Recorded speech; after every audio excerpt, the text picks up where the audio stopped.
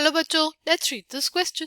The question says, which one of the following is most reactive towards electrophilic reagent?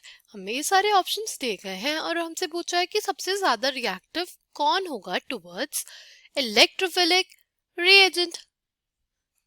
The key concept for this question is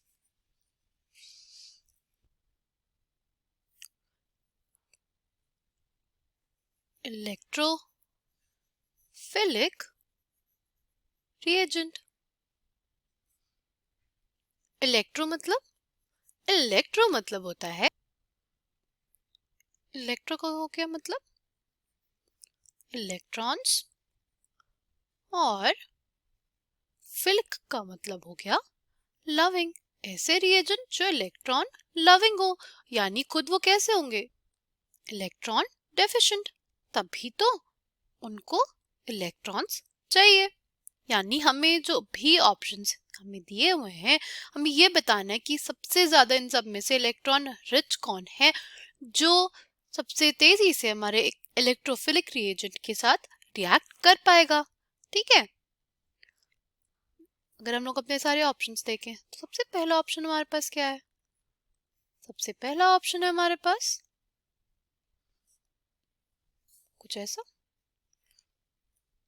फिर है हमारे पास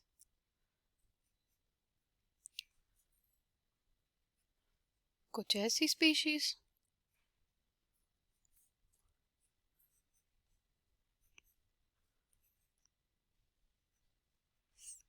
फिर है हमारे पास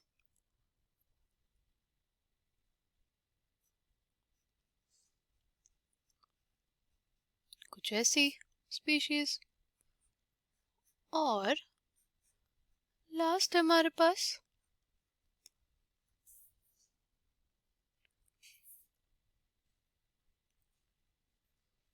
कुछ ऐसी स्पीशीज. सी, जो हमारा इलेक्ट्रॉन रिच कैरेक्टर होता है वो किस बात पे डिपेंड करेगा, वो इस बात पे डिपेंड करेगा कि ये जो हमारे पास ग्रुप्स लगे हुए हैं वो कैसे हैं, क्योंकि बाकी तो मोइटी सेम है ना. तो अगर ये इलेक्ट्रॉन डोनेटिंग ग्रुप्स होंगे तो हमारे पास वो बेंजीन रिंग की जो इलेक्ट्रॉन डेंसिटी है उसको बढ़ाएंगे, तो हमारे जो रिएजेंट है उसको लगेगा कि हमारे पास वहां पे ज्यादा क्या है इलेक्ट्रॉन डेंसिटी है.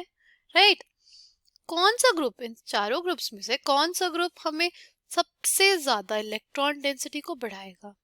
सबसे पहले इसको देखते हैं, क्या ये कोई स्पेशल इफेक्ट लगा रहा है क्या, कोई भी स्पेशल इलेक्ट्रॉन डोनेटिंग इफेक्ट, कौन कौन से प्लस आर प्लस आई या प्लस एच. नहीं, ये नहीं लगा पाएगा. ठीक है, तो ये तो हमारे पास आंसर नहीं होगा. अगर इन तीनों की बात करते हैं तो हमारे पास, अगर हम लोग बात करें इस ऑक्सीजन एटम की, राइट, अगर हम लोग बात करें इस ऑक्सीजन एटम की, इसके पास क्या है लोन पेयर ऑफ इलेक्ट्रॉन्स. इसमें भी जो ऑक्सीजन एटम है इसमें लोन पेयर ऑफ इलेक्ट्रॉन्स है, और इसमें जो नाइट्रोजन एटम है उसके पास भी क्या है लोन पेयर ऑफ इलेक्ट्रॉन्स. तो उसमें क्या होगा ability to donate its lone pair of electrons. अगर हम लोग इस वाले ग्रुप की बात करते हैं तो हम लोग उसको ऐसे भी लिख सकते हैं ना कि हमारे पास ये नाइट्रोजन एटम है COCH3 है ना. तो ये जो नाइट्रोजन के लोन पेयर ऑफ इलेक्ट्रॉन्स है वो हमारे पास जो कार्बोनल बॉन्ड है, ये जो बॉन्ड है इसके साथ भी कॉन्जुगेशन में है, और जो हमारी बेंजीन रिंग है उसके साथ भी कॉन्जुगेशन में है. यानी उसकी जो इलेक्ट्रॉन डोनेटिंग एबिलिटी हो जाएगी वो क्या हो जाएगी, कम हो जाएगी, क्योंकि जो लोन पेयर ऑफ इलेक्ट्रॉन्स है वो दोनों साइड क्या है कॉन्जुगेशन में है. ठीक है, मतलब वो पूरी तरीके से इस बेंजीन रिंग को अपनी इलेक्ट्रॉन डेंसिटी नहीं दे पाएगा. वो यहाँ पे जो हमारा कार्बोनिल ग्रुप है उसको के साथ भी कॉन्जुगेशन में है. यानी ऑप्शन सी भी हमारे पास इनकरेक्ट हो गया. अब हमारे पास बचे ऑप्शन ए और ऑप्शन बी.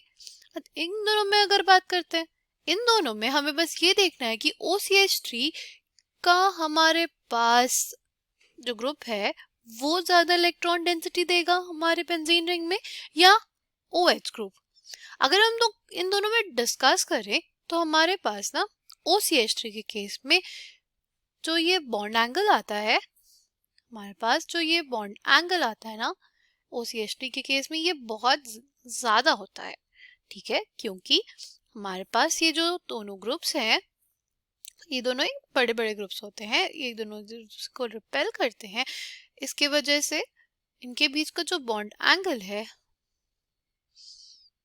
वो बड़ा होता है, ठीक है। वो बॉन्ड एंगल बड़ा होता है, उसके वजह से हमारे पास जो एस कैरेक्टर है वो ज्यादा होता है।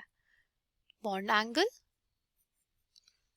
ज्यादा, बॉन्ड एंगल ज्यादा, बॉन्ड एंगल ज्यादा होगा तो हमारे पास जो एस कैरेक्टर होगा वो ज्यादा, बॉन्ड एंगल ज्यादा तो हमारे पास जो एस कैरेक्टर आएगा वो ज्यादा। अगर एस कैरेक्टर ज्यादा तो हमारे पास इलेक्ट्रोनेगेटिविटी ज्यादा। अगर हमारे पास उस ग्रुप की इलेक्ट्रोनेगेटिविटी ज्यादा हो गई तो इसका मतलब क्या है, वो अपने इलेक्ट्रॉन्स देना नहीं चाहेगा, यानी जो हमारे पास ये ऑक्सीजन के इलेक्ट्रॉन्स होंगे वो पूरी तरीके से रिंग में डोनेट नहीं होंगे, ठीक। क्यों? क्योंकि OCH3 अगर लगा रहेगा तो जो बेंजीन रिंग है और जो हमारा CH3 है, इन दोनों के बीच में रिपल्शंस होंगे, इसके वजह से उनके बीच का बॉन्ड एंगल ज्यादा होगा। बॉन्ड एंगल ज्यादा होता है तो हमारे पास एस कैरेक्टर ज्यादा होता है।